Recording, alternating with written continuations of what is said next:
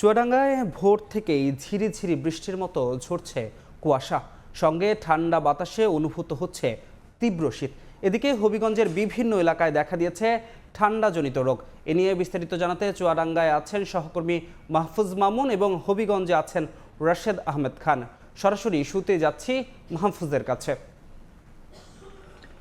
ঘন কুয়াশার চাদরে মোড়া চুয়াডাঙ্গার আকাশ।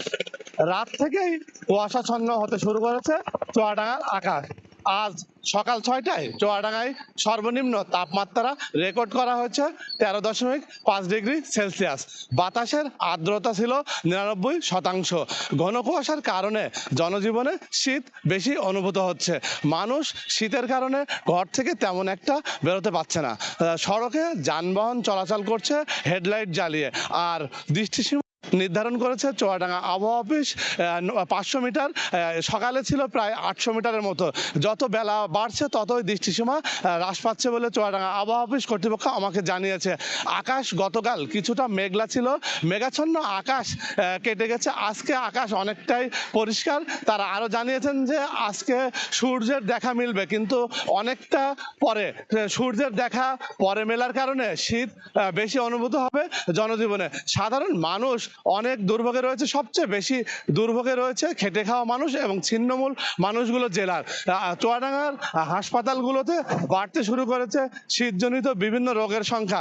আমি দেখেছি চুয়াডাঙ্গা শহরের গুরুত্বপূর্ণ স্থানে মানুষ শীত থেকে রক্ষা পাওয়ার জন্য খড়কুটো দিয়ে আগুন জ্বালিয়ে উষ্ণতা নেওয়ার চেষ্টা করছেন।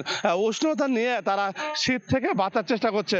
চুয়াডাঙ্গা জেলা প্রশাসন এবং বিভিন্ন সহযোগী সংগঠনের পক্ষ থেকে শীতার্ত মানুষের মাঝে নিয়মিত জেলায় কম্বল বিতরণ করা হচ্ছে।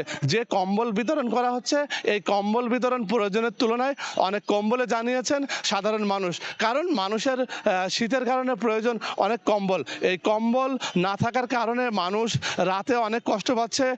সড়কে যারা চলাচল করছে তাদের দেখা যাচ্ছে যে অনেকেই শীতে জবুথবু হয়ে রয়েছে, অনেকেই পোশাক অনেক পরেও শীত নিবারণ করতে পারছে না। যার কারণ হচ্ছে শীত আজ হঠাৎ করে এতটাই বেড়েছে, সেটা হচ্ছে অকল্পনীয়।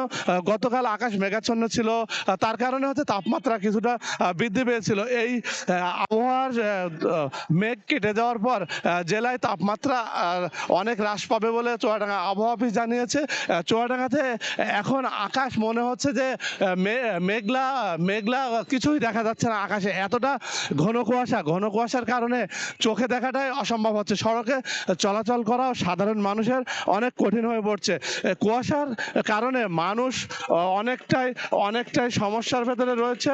এই কুয়াশার কারণে খেটে খাওয়া মানুষরা ঘরের বাইরে বের হতে পারছে না। বের হতে না পাওয়ার কারণে তারা হচ্ছে অনেকটাই দুর্ভোগে এবং কষ্টে রয়েছে। শীতের খবর জানাতে এই মুহূর্তে হবিগঞ্জে রয়েছেন সহকর্মী রাশেদ আহমেদ খান। তীব্র ঠান্ডা ও শৈত্যপ্রবাহে গত এক সপ্তাহ থেকে হবিগঞ্জে প্রচুর ঠান্ডা পড়েছে এবং এই ঠান্ডাজনিত বিভিন্ন রোগ জীবাণু দেখা দিয়েছে। আমরা দেখেছি যে হবিগঞ্জের বিভিন্ন হাসপাতালগুলোতে প্রতিদিন হাসপাতালগুলোতে রোগী ভর্তি হচ্ছে, ঠান্ডাজনিত রোগী, বিশেষ করে শিশু এবং যারা বৃদ্ধ আছেন, এই ধরনের রোগী, অনেক রোগী এখানে আমরা দেখেছি। আমরা সকাল থেকে ছিলাম হবিগঞ্জ সদর হাসপাতালে। আমরা দেখেছি যে এখান থেকে প্রতিদিন হবিগঞ্জ সদর হাসপাতালে 20 থেকে 25 জন মানুষ এখানে ভর্তি হচ্ছে। বিভিন্ন ডায়রিয়া রোগী এবং শীতজনিত বিভিন্ন নিউমোনিয়া সহ আরও বিভিন্ন রোগ, সর্দি কাশি সহ যে ধরনের রোগ আছে সব ধরনের রোগী। আমরা কথা বলেছিলাম সদর হাসপাতালে যারা দায়িত্বশীল নার্সরা আছেন, তারা জানিয়েছেন হবিগঞ্জ সদর হাসপাতালে আজকে এ পর্যন্ত 90 জন রোগী, শিশু রোগী ভর্তি রয়েছে এবং এছাড়াও বিভিন্ন ওয়ার্ডে, বিশেষ করে পুরুষ ওয়ার্ডেও প্রায় আরও অর্ধশতাধিক রোগী ভর্তি রয়েছে। ডায়রিয়া আক্রান্ত রোগী প্রচুর শিশু রয়েছে এবং ডায়রিয়া আক্রান্ত প্রায় 40 জনের অধিক রোগী হবিগঞ্জ সদর হাসপাতালে ভর্তি রয়েছে। আমরা কথা বলেছিলাম হাসপাতাল কর্তৃপক্ষের কাছে, তারা জানিয়েছেন যে হাসপাতালে আসলে ঠান্ডাজনিত কারণে, বিশেষ করে গত এক সপ্তাহের প্রচুর ঠান্ডার কারণে এখানে রুগীজন বেশি ভর্তি হচ্ছে এবং হবিগঞ্জের বাইরেও যে স্বাস্থ্য কমপ্লেক্সগুলো আছে এগুলোতেও বিভিন্ন রুগী ভর্তি হচ্ছে। তা সব মিলিয়ে হবিগঞ্জের যে ঠান্ডাজনিত রোগ প্রচুর আকারে এই রোগ দেখা দিয়েছে এবং এর জন্য হিমশিম খেতে হচ্ছে হাসপাতাল কর্তৃপক্ষকে। তো এই ছিল আজকের ডায়রিয়া এবং নিউমোনিয়ার সর্বশেষ। সরাসরি যুক্ত ছিলাম চুয়াডাঙ্গা ও হবিগঞ্জ থেকে।